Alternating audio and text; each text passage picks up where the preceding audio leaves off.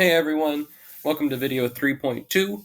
We're going to be talking about how we amend the Constitution to the United States of America. It's surprisingly a simple process, but also incredibly difficult. Boop.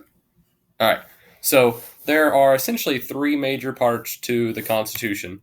The preamble, which we talked about in 3.1, so you all are experts on. The articles, which we'll take some more time to look at in a future video, which makes up the bulk of the Constitution.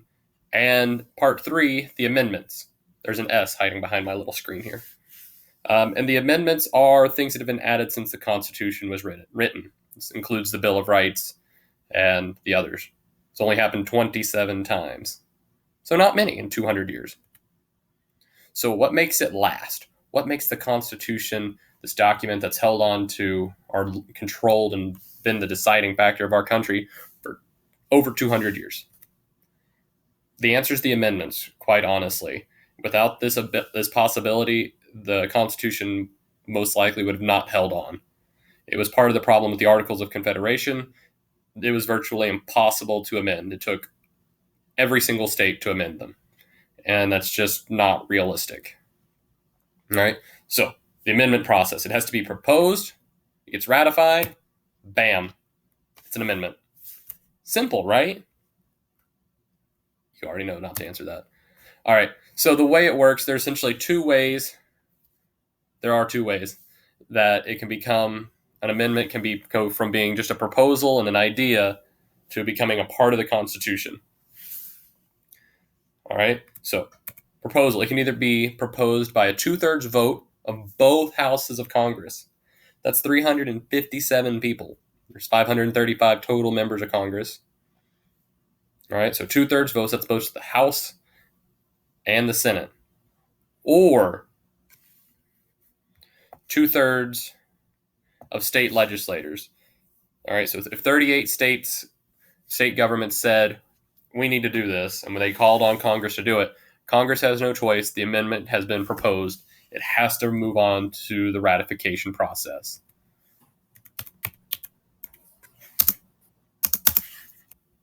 Sorry about that. Slides didn't want to go on. So the ratification process, again, it can happen in two ways. Noticing a theme here? My slides don't want to work. All right. So way it can happen, number one, 3/4 of the state legislatures can approve it. So 38 states said, hey, we want to do this. 38 states then have to vote on it. Oof. Good luck. It's hard to do. It gets harder actually as more states join the union. If you think about like getting a 3/4 of the states to agree when there were like 16 states, not that hard. You get 50 states in the mix and it's like, that's a lot more people. It gets a little harder. The other way to do it is 3/4 of ratifying conventions can be held in each state. So one of those, the state legislators, those are like your state governments. It's the same government that controls like the state of Indiana or Tennessee, Texas, Utah, Vermont, Virginia, Washington. You get the idea.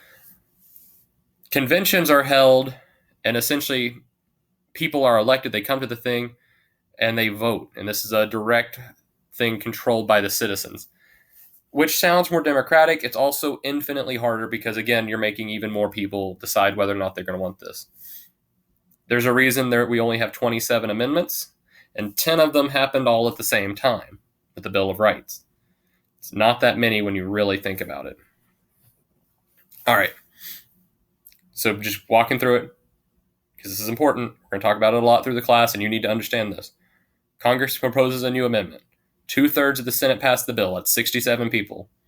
Then 2/3 of the House of Representatives passed the bill. That's 290 people. All right. Those people have voted. Good. Moving on to the next step. Step 2. Proposed amendment is sent to the states. State legislators, they can either accept it or what we call ratify, or they can reject. Simple vote. All right. Step 4. 3/4 of the states must ratify the amendment for it to be added to the Constitution. That's 38 states. All right. So why do so many people have to vote to amend the Constitution? I think to me this one seems kind of straightforward, but it's a really important concept. It's that idea of majority rule, that people in general, whether or not they agree, want to do what's best for the country. So if the most people say that, hey, we need to do this, then it should be ideally in the best interest of the nation. Now, there have been times that we've amended the Constitution and it didn't work out so great. Or that we had to, and one time we even had to go back and just completely remove an amendment. So, like with prohibition, it made it through the process. 3/4 of the states agreed. Alcohol was prohibited. You get things like the mafia show up and organized crime and speakeasies, and the Great Depression kind of happens around the same time. And eventually, we have to amend the Constitution again to get rid of that constitutional amendment. And that's not an easy process, but it can be done. It's been done. All right. That's really all I have on the amendment process. Make sure you're familiar with it. We'll be revisiting this. You will need to know how to do this, so make sure you understand the video. Have a good one, guys. Thanks for watching.